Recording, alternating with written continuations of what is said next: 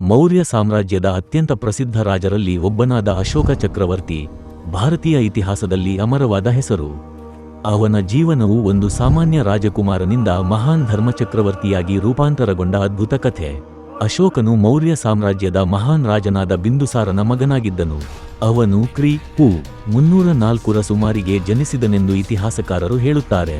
ಬಾಲ್ಯದಲ್ಲೇ ಅಶೋಕನು ತುಂಬಾ ಚತುರ, ಧೈರ್ಯಶಾಲಿ ಮತ್ತು ಸ್ವಭಾವದಲ್ಲಿ ಸ್ವಲ್ಪ ಕಠಿಣನಾಗಿದ್ದನು. ಅವನಿಗೆ ಯುದ್ಧಕಲೆ, ರಾಜಕೀಯ ಮತ್ತು ಆಡಳಿತದ ಬಗ್ಗೆ ಬಾಲ್ಯದಲ್ಲಿಯೇ ತರಬೇತಿ ನೀಡಲಾಯಿತು. ಅವನಿಗೆ ಅನೇಕ ಸಹೋದರರು ಇದ್ದರು, ಆದರೆ ಅವನು ಎಲ್ಲರಿಗಿಂತ ವಿಭಿನ್ನ. ಅವನ ಬುದ್ಧಿವಂತಿಕೆ ಮತ್ತು ಶೌರ್ಯದಿಂದ ತಂದೆ ಬಿಂದುಸಾರನ ಗಮನ ಸೆಳೆದನು. ಅಶೋಕನು ತನ್ನ ಬಾಲ್ಯದಲ್ಲೇ ಹಲವು ಸವಾಲುಗಳನ್ನು ಎದುರಿಸಿ ಅವುಗಳನ್ನು ಧೈರ್ಯದಿಂದ ಜಯಿಸುತ್ತಿದ್ದನು. ಅವನಿಗೆ ಸಣ್ಣ ವಯಸ್ಸಿನಿಂದಲೇ ರಾಜಕೀಯ ಕುತಂತ್ರಗಳ ಬಗ್ಗೆ ತಿಳಿದಿತ್ತು. ಒಮ್ಮೆ ತಕ್ಷಶಿಲಾ ಎಂಬ ಪ್ರದೇಶದಲ್ಲಿ ಬಂಡಾಯ ಉಂಟಾಯಿತು.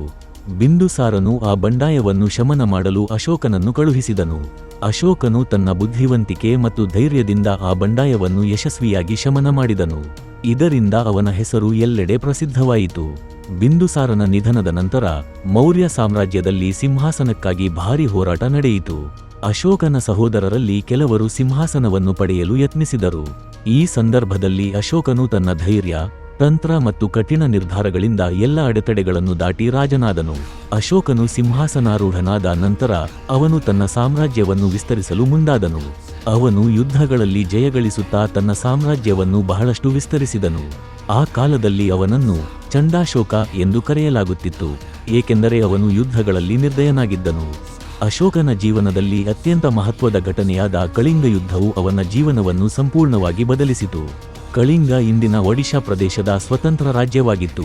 ಅಶೋಕನು ತನ್ನ ಸಾಮ್ರಾಜ್ಯವನ್ನು ಮತ್ತಷ್ಟು ವಿಸ್ತರಿಸಲು ಕಳಿಂಗವನ್ನು ಜಯಿಸಲು ನಿರ್ಧರಿಸಿದನು. ಸಾಮಾನ್ಯ ಶಕ ಪೂರ್ವ 261ರಲ್ಲಿ ಈ ಭೀಕರ ಯುದ್ಧ ನಡೆಯಿತು. ಕಳಿಂಗದ ಜನರು ತಮ್ಮ ಸ್ವಾತಂತ್ರ್ಯವನ್ನು ಉಳಿಸಿಕೊಳ್ಳಲು ಶೂರವಾಗಿ ಹೋರಾಡಿದರು, ಆದರೆ ಮೌರ್ಯ ಸೇನೆಯ ಶಕ್ತಿಯ ಮುಂದೆ ಅವರು ತಡೆಯಲಾಗಲಿಲ್ಲ. ಈ ಯುದ್ಧದಲ್ಲಿ ಲಕ್ಷಾಂತರ ಜನರು ಸತ್ತರು, ಅನೇಕರು ಗಾಯಗೊಂಡರು ಮತ್ತು ಸಾವಿರಾರು ಜನರನ್ನು ಬಂದಿಗಳನ್ನಾಗಿ ಮಾಡಲಾಯಿತು. ಯುದ್ಧಭೂಮಿಯಲ್ಲಿದ್ದ ಮೃತದೇಹಗಳು, ರಕ್ತದ ನದಿಗಳು ಮತ್ತು ಜನರ ಕಷ್ಟಗಳು ಅಶೋಕನ ಮನಸ್ಸನ್ನು ನಡುಗಿಸಿತು. ಕಳಿಂಗ ಯುದ್ಧದ ನಂತರ ಅಶೋಕನು ಯುದ್ಧಭೂಮಿಯನ್ನು ನೋಡಿದಾಗ ಅವನ ಮನಸ್ಸಿನಲ್ಲಿ ಭಾರೀ ಪಶ್ಚಾತ್ತಾಪ ಮೂಡಿತು. ಅವನು ಯುದ್ಧದ ಪರಿಣಾಮಗಳನ್ನು ನೋಡಿ ತುಂಬಾ ದುಃಖಪಟ್ಟನು. ತನ್ನ ಗೆಲುವಿನ ಮೇಲೆ ಸಂತೋಷಪಡುವ ಬದಲು ಅವನು ಮಾಡಿದ ಹಾನಿಯನ್ನು ಅರಿತುಕೊಂಡನು. ಈ ಘಟನೆಯು ಅವನ ಜೀವನವನ್ನು ಸಂಪೂರ್ಣವಾಗಿ ಬದಲಿಸಿತು. ಅಶೋಕನು ಹಿಂಸೆಯನ್ನು ತ್ಯಜಿಸಿ ಬೌದ್ಧ ಧರ್ಮವನ್ನು ಅಳವಡಿಸಿಕೊಂಡನು.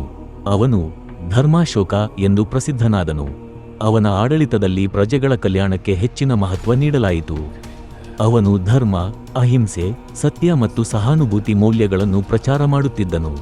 ಅವನು ರಸ್ತೆಗಳನ್ನು ನಿರ್ಮಿಸಿ, ಆಸ್ಪತ್ರೆಗಳನ್ನು ಸ್ಥಾಪಿಸಿ, ಮರಗಳನ್ನು ನೆಟ್ಟು ಜನರ ಜೀವನವನ್ನು ಸುಧಾರಿಸಿದನು.